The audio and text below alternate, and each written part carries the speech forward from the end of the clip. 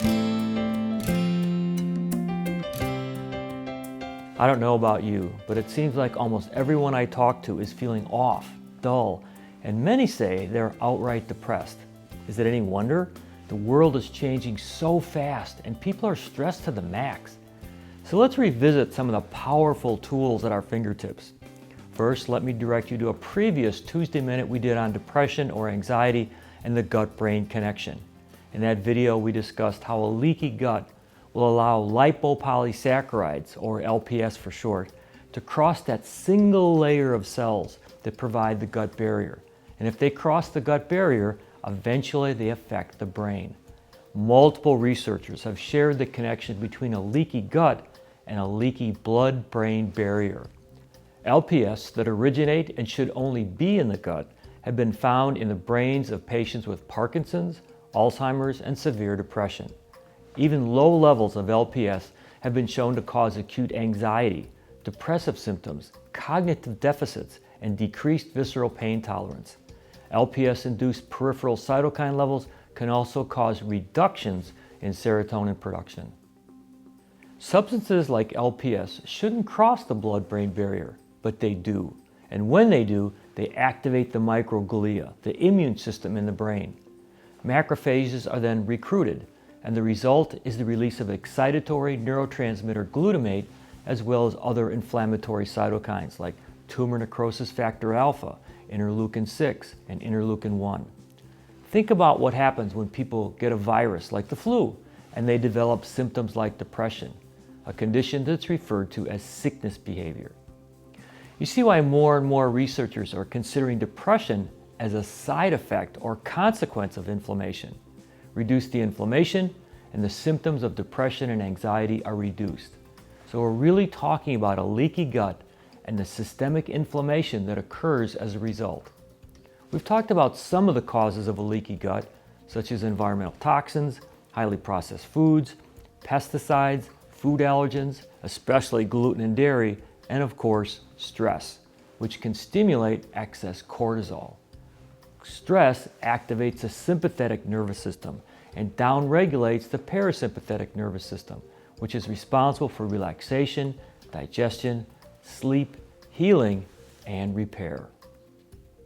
And if we're talking about a leaky gut, we must also talk about the microbiome. Dr. Teresa Hubkova, who's presenting at the EPIC conference in May in 2022, said it's impossible to have a healthy brain unless we have a healthy microbiome. Just to give you an idea of the importance of the gut microbiome, a study showed that a single course of antibiotics increases the risk of depression 23 to 25%. If 2 to 5 courses of antibiotics are taken, the risk increases 40 to 56%. The risk of anxiety increases by 17% after a single dose of penicillin and 44% after multiple doses.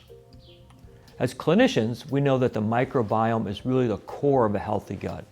Not only does the microbiome digest many fibers to make essential short-chain fatty acids, vitamins, and amino acids, but they also make many antifungal, antiviral, and antibacterial compounds. They protect and maintain the lining of the gut by detoxifying environmental toxins, creating healthy mucus, and keeping the pathogenic bugs in check. Here's a quick overview of the healing process for depression.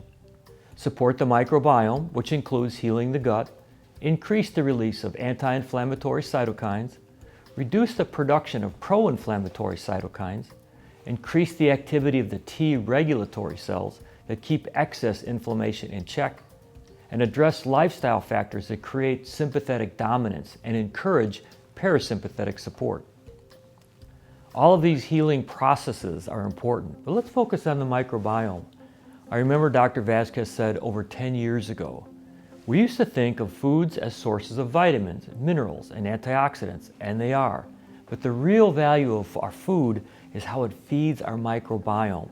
It's not just a high-fat diet that may be loaded with additives and preservatives that supports the growth of pathogenic organisms, but the lack of nuts, seeds, vegetables, fruits, sprouts, etc., that feed and maintain the healthy microbiome.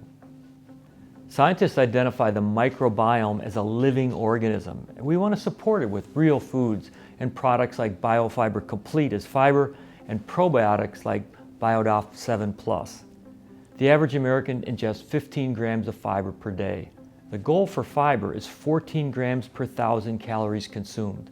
So for women, that means about 25 grams a day, and for men, about 38 grams. BioFiber Complete combines 10 different types of fibers. Each scoop contains 5 grams of fiber, 3 grams of protein, and 4 grams of healthy fats from flax and chia seeds. BioFiber Complete is over 70% organic, gluten-free, dairy-free, and GMO-free. You can see a link to the right for more detailed information. We know emotions have a powerful effect on healing.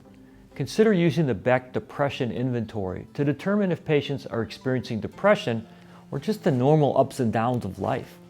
This quick questionnaire could help open the conversation that you have solutions beyond pharmacological agents with side effects. Knowing options are available can give them the motivation they need to take the next step in their healing. It also helps motivate people to stay on an anti-inflammatory lifestyle. Thanks for watching. I look forward to being with you again next Tuesday.